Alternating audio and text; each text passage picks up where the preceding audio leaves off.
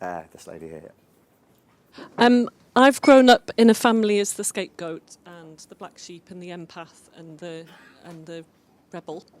And I'm finding that I'm getting triggered in all of the work positions that I'm in. So over the years, I've looked back at a lot of work situations and been scapegoated in work situations. How do I think I'm attracting those situations in order to maybe try and work them out. But it's still happening kind of 20 years on. So what's the best way of dealing with repeated trigger situations that really when I'm in work I can't get out of because I can't walk away? Okay, so rather than a coach sort of client advice, maybe kind of consider it big brother advice. You're too nice. You're too nice. Some people out there are really nasty. There are horrible people out there. There are horrible people everywhere. And they rejoice in causing pain to others. And there's no morality, there's no reasoning to it, there's no justice to it. They just are there. They're real. Dicks exist. They are just dicks. They're out there and they're doing that thing. And they've picked you. And they've picked you time and again. And I don't think it's more complicated than that. You are a nice person. I can see you're a very nice, empathic person. And that is part of the reason why this is happening. You're too nice. So what can I say? I can't tell you as a coach, be less nice. That's irresponsible. I'm thinking about how to... less nice. Okay, no, I'm not going to swear. I guess I'm thinking about how to... I didn't say that. She said, find you're in a bitch.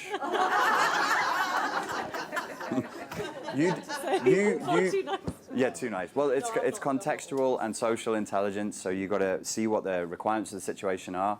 You don't need to be some crazy, super aggressive, confrontational person. You just need to give off micro signals of, don't fuck with me, I'm not the one. This is what self-protection is all about. We call it target hardening. So when you have a secure location and you don't want robbers to rob it, we harden the target. We make it look like it's not worth robbing because it's just cheaper than actually installing all the gear that it needs to make it safe. So you put up signs and you say there are dogs here when there never are. They're on like a 36 hours, etc., etc. When you're walking down the street, if you stand up tall, put your phone away and look around at what's in the environment, suddenly you just became 50% less likely to get mugged because you're no longer a soft target. If you want some honest feedback, boys and girls, there is too much of this going on with all of you. You've got to harden the target.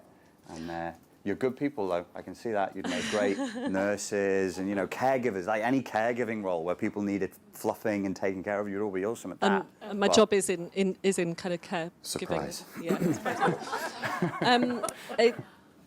I think what I'm doing and what maybe other people are doing, which is why I mention it, is swinging between the too nice up to like building massive walls. I'm so childish. Emotional maturity is important, I'm sorry. You got to say that again. No. I'm sorry. I'm really sorry. People are laughing. I'm like, I'm not sure why.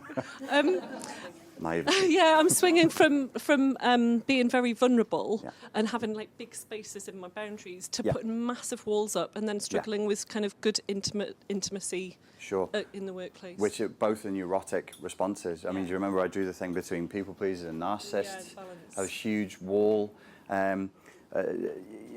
We lack proper boundaries. So I'll give you a good metaphor for this. One of the first clients I had that I had to sort of help with a narcissistic abuse in a family of origin, and I wasn't ready for it. And I said to her, I can't, this is way beyond me. I can't do this. This is basic life coaching. And you're asking, like, you experienced intense narcissistic abuse. She's from a communist country, as it happens. Very severe.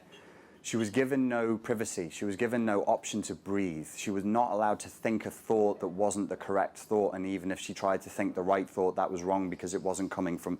Do you remember like 1984 scene? How many fingers am I holding up?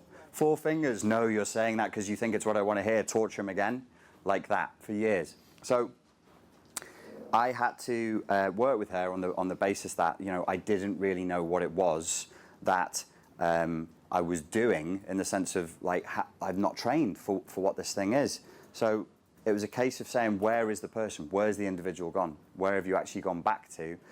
And where she had ended up was in a situation where she actually lived in a flat where the door to her flat opened straight into the living room. So I was like, okay, find a metaphor, try and get it to, how do you, okay. A normal person has a house with a garden gate, and then a little path, and then a door that opens, and then a hallway, and then the living room. You got door open, straight in, door closed, straight out. We need more. This is in London. Who the fuck can afford a garden gate and a path? Just bear with me. So there needs to be, rather than friend, enemy, there needs to be more shades of the rainbow, as it were, so that you can actually have a process whereby people get closer to you over time.